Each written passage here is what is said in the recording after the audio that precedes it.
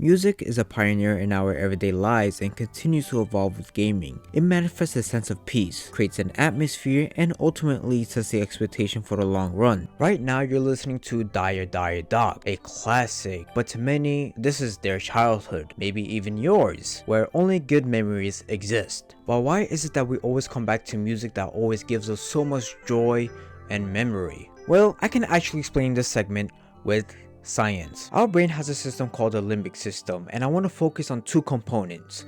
One is the hippocampus, the other one is the amygdala. And no, I'm not talking about that bloodborne creature. This part of the brain is basically the center of emotions, and when you listen to music, it processes memories and helps you understand what you're going through, and whether that feeling could be joy, stress, pleasure, or fear. Next is the hippocampus, and this is where your brain turns small-term information into memories that will stick with you long-term. So let's think of it as a save point basically. When listening to music, you're not only processing information, certain music will stick with you vividly, creating a memory, a special feeling is being formed, and you are emotionally connecting with it. Let's dive into this topic a little deeper and allow me to give you more examples. The theme music in video games is basically the thesis for the entire game. When you open a video game for the first time, I'm pretty sure we all have done this, where we just sit on the main menu just for a good minute because we appreciate the music for what it is. Even with recent games like Expedition 33, they strike the right note in the beginning. It's a perfect example of what you're about to expect from the entirety of the game. The music for this game is very well articulated, trying to make a long-lasting connection before you even actually start playing the game. Like at this point, the final boss isn't whoever you think it is, it's the main menu. That's the whole role of having theme music in video games. Not only they serve as a thesis point, but it's to engage with you early on. And at times, the first few seconds of the music is all it takes to actually engage with the players for the long run. This also shapes how we feel when we interact with music, not just on a basic level but with tempo and rhythm. But before we go there, let's talk about the tool I use, called librosa. Librosa is a powerful Python library tool that I've used for my research. While this tool is very capable of audio analysis, it helped me extract information that I was looking for, like the tempo, waveform, dynamics, and of course the rhythm, which you'll see throughout the video. For the tempo, I'll be referencing a measurement table that shows which family the tempo belongs to. When we explore the open world, go to the next area of the game, or initiate a boss fight, there is one element that continues to pop up, and that is called music segments. So the music segment role is to match the player's priority and also enhance the player's experience in the game. FromSoft games tend to execute the music segments pretty well. Whether you're roaming the landscape or shifting to a different scenario, the music changes in a very dynamic way. And again, it's about matching the player's experience. And as much as I love Elden Ring and Bloodborne, trust me, they have one of the most banger soundtracks I ever listened to. Nothing will top Dark Souls 3. As soon as you enter the arena and you're about to face the final battle, the tempo sits at 103 beats per minute. The music is very engaging to begin with, and your amygdala is doing overtime. You're engaged with the music, the scene, the battle, but the dynamics change. As soon as the piano starts playing, your brain is forming a cloud of the final moment. You're locked in and you're feeling the music. The music is communicating with the player, initiating that this is the final battle. Skyrim has released about 20 times and we don't really get tired of it, but I'm not really here to talk about the world design or why Skyrim is a special game. But I do want to say Skyrim music is very soothing to the point where sometimes I use it to sleep.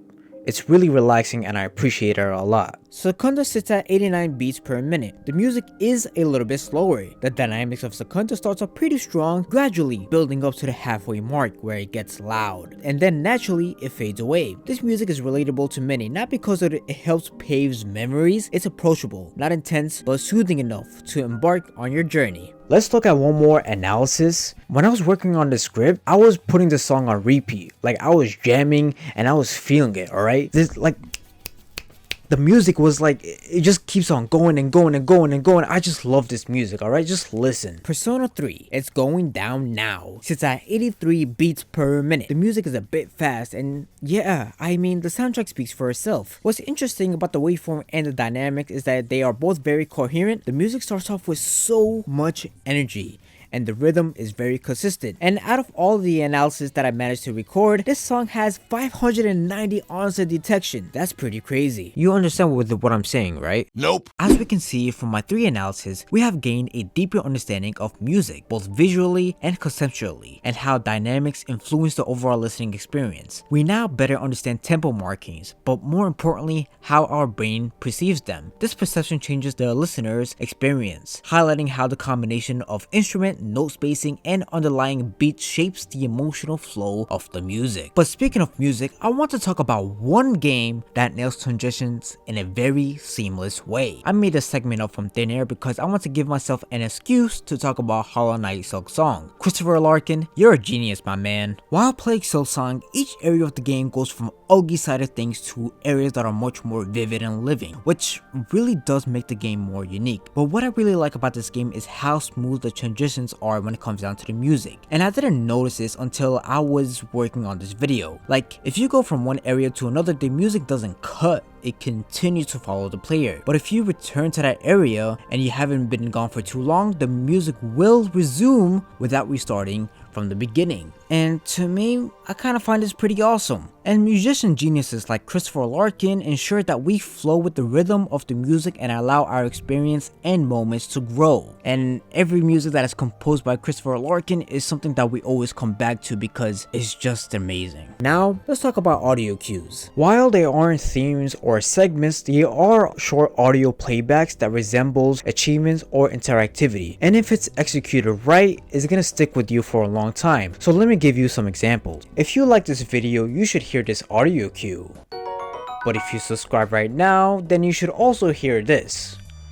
But I'm afraid that's not how YouTube works. On a serious note though, those two sounds that I just displayed are very memorable. You see, audio cues, they're not really meant to be long or give you any desire. They're supposed to be quick and memorable. Let me give you another example. Let's say that you're playing Counter-Strike and you just clutched a 1v4, right? And your music kit starts to play talking about, why you mad, bro? Why you mad? Do you really think that music kit is for your own enjoyment? No, it's supposed to grind the enemy ears. Like, that's the whole point of having a music kit. It's a psychological warfare at this point. When you finish a fight in Mortal Kombat, you're expected to hear this. Finish him! In Halo, when you're recovering your shield, you're expected to hear this. Or when you die in any From Software game, you're expected to hear a sound cue indicating that you have failed. When you open a Valve game, you expect to hear this sound. That's a memorable audio cue. And that's the point. Audio cues are meant to become a staple of the game and the franchise going forward. So when you ask yourself why certain themes, segments, and cues connect with us emotionally, it all comes back to the brain. Our amygdala is centered around emotions, whether we feel the music, if it moves us, or makes us somber. And with the hippocampus, it formulates our memory with that sound. Because at the end of the day, games are meant to be fun and interactive, giving us that experience. When playing Stardew Valley, for example, the music shifts between different seasons. That's just something to look forward to. Just interacting with your farm in many different ways while the music is playing creates many more memories for the player, making every season something to look forward to. A great video game will prioritize your attention, but not just with the gameplay, but with sounds, with volume, that reach deep into your brain,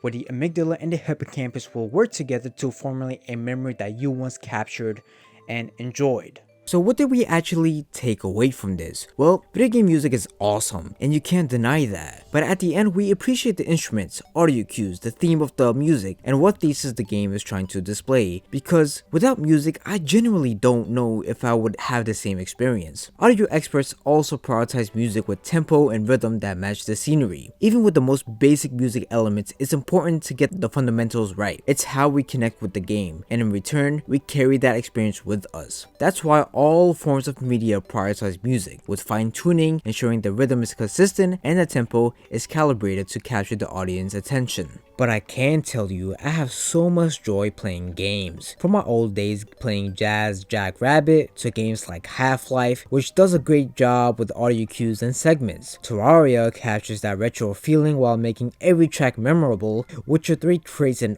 open world environment that's even more enriching because of the music. And of course the list goes on. I always go back and revisit because not only did I have a good time, but the music reminds me of good times that nobody can take from me. One last thing that I would like to say is that music isn't just another asset, it's the power that shapes your experience. Thank you for sticking to the end, and I have a lot more projects lined up. Don't forget to join my Discord, leave a like and subscribe, and comment below and tell me what you think. It was very fun working on this project, and I will see you in my next science video.